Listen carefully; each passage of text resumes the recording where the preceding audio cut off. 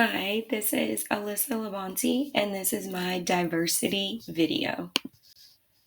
For my topic overview, I have chosen to research culturally relevant pedagogy and the impact it can have on our English language learners and their emotional, social, and academic success if we integrate it effectively into our classrooms. Culturally relevant pedagogy, or CRP for short, is described in the article CRP and the 5E lesson plan as the form of teaching that engages students who have been historically excluded from mainstream educational practices due to cultural and experimental differences. When I was selecting the 5 articles that I wanted to include for my research, I intentionally picked articles that could reflect the importance of incorporating CRP into our classrooms and the importance of creating and fostering a classroom environment that not only thrives on academic inclusivity, but also on cultural inclusivity.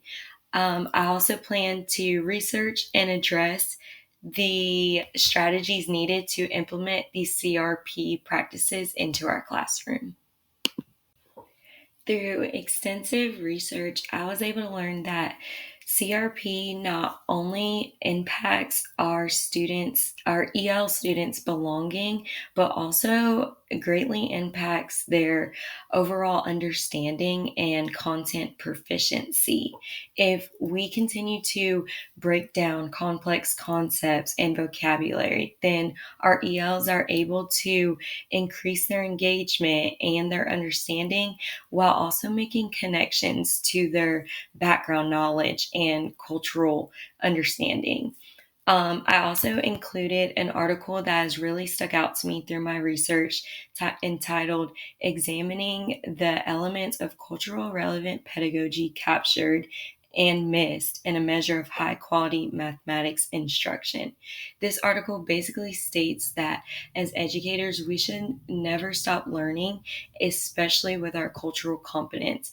Our nation is continuously getting more diverse, and it's important that we continue to learn about other cultures and increase our cultural knowledge and understanding so that we can apply it in our classroom and in our instruction.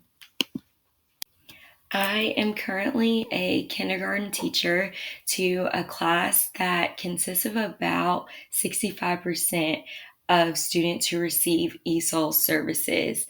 That is part of the reason why I decided to pick this diversity topic, because I am always looking for ways to increase my students' understanding and proficiency while incorporating their background knowledge and cultural differences. I plan to apply this learning in my classroom by incorporating diverse texts, examples, and increasing my parent involvement. I really believe that if we get parents in the classroom, especially parents of our ELs. I know a lot of times it can seem intimidating when they might speak a different language, but I think if we get them into our classrooms and share with them what their students are learning, they'll be able to work on these things with their students at home, even if it is in their home language. And I believe this can really help increase our diversity and student understanding. This topic matters to me both on a personal and professional level. Personally, on a personal level, I grew up multiracial. Well, I am from a multiracial background.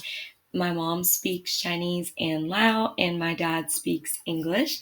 And I remember being in school and rarely reading books or hearing about examples that incorporated my language spoken at home, but then rarely incorporate characters that looked like me or examples that I can connect with.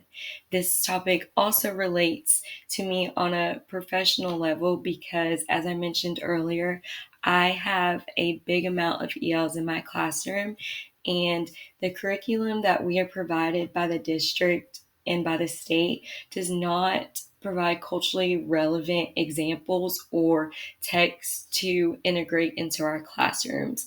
And I hope that I can incorporate CRP into my classroom to better support my students' engagement, understanding, and overall academic success. Thank you. And I will have my 5 article references on the last slide.